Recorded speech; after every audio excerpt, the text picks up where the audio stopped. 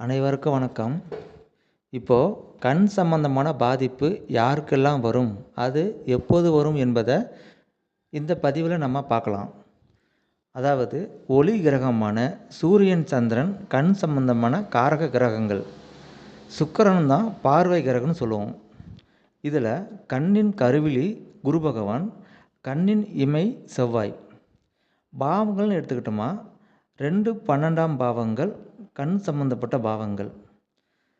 இப்போது சூரியன், சந்திரன், சுக்கிரன் அல்லது 2, 12ஆம் அதிபதிகள் மீது கோச்சார ராகு கேது போச்சுன்னா அந்த டைமில் கண் சம்பந்தமான பாதிப்பு ஒருவருக்கு வரும்.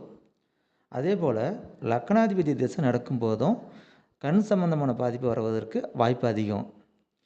சூரியன், சந்திரன், சுக்கிரன் நெருங்கிய டிகிரியில் இருந்து அதற்கு 6, 8 ஸ்தானாதிபதிகளோ அல்லது ராகு கேதுவோ சம்மந்தப்பட்டால் அவங்களுக்கும் கண் சம்பந்தமான பிரச்சனை வரும். சூரியன் மீது ராகு கேது பயணிக்கும் போது தான் ஒருவருக்கு சர்ஜரி சம்மந்தமான வரும், கண்ணுக்கு சம்மந்தமான சர்ஜரி. அதே போல் சூரியன், செவ்வாய் நெருங்கிய டிகிரியில் இருந்து அவங்களுக்கு அம்மா போட்டுட்டா அந்த அம்மா போட்டதுனாலேயே கண் பாதிப்பு வருவதற்கு அதிக வாய்ப்பு உண்டு. கண்ணுக்கு தெய்வம்னு எடுத்துக்கிட்டோமா, கருமாரியம்மன். இந்த கருமாரியம்மனுக்கு கண் மலரை எடுத்து வைத்து வணங்கி வந்தால் இந்த கண் சம்பந்தப்பட்ட குறைபாடு நீங்கும். நன்றி.